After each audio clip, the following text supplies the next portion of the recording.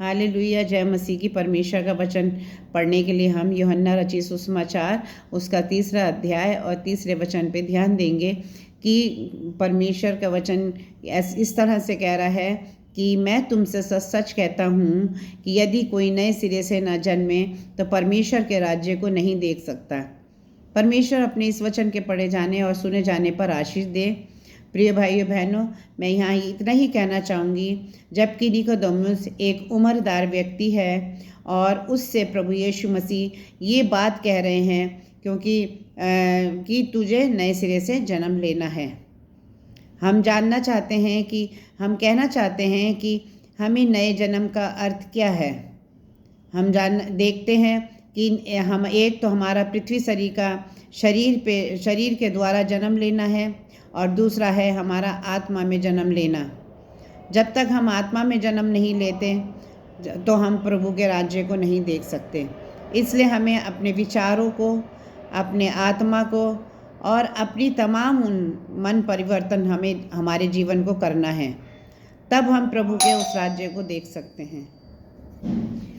हम देखते हैं जक्कई का मन परिवर्तन हुआ और जक्कई ने जिस तरह से रिश्वत लिया करता था और उसने उस रिश्वत के बदले उसने उस अपने जीवन के उस तमाम समय में उसने 4 गुना वापस लोगों को किया।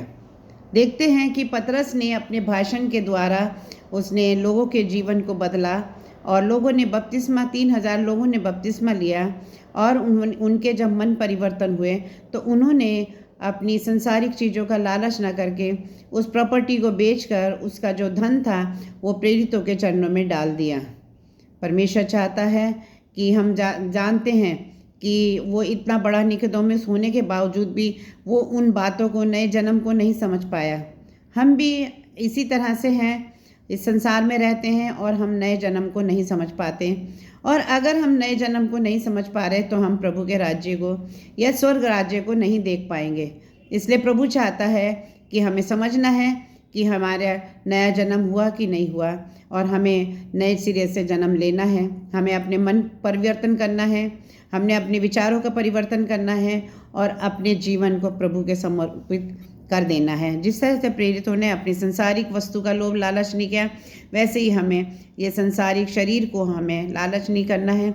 उसके लिए हम क्या खाएंगे, क्या पहनेंगे, ये नहीं ज़रूरी है। ज़रूरी ये है कि हमें आत्मा में चलें। परमेश्वर अपने वचन के पढ़े और सुने जाने पर आशीष दे।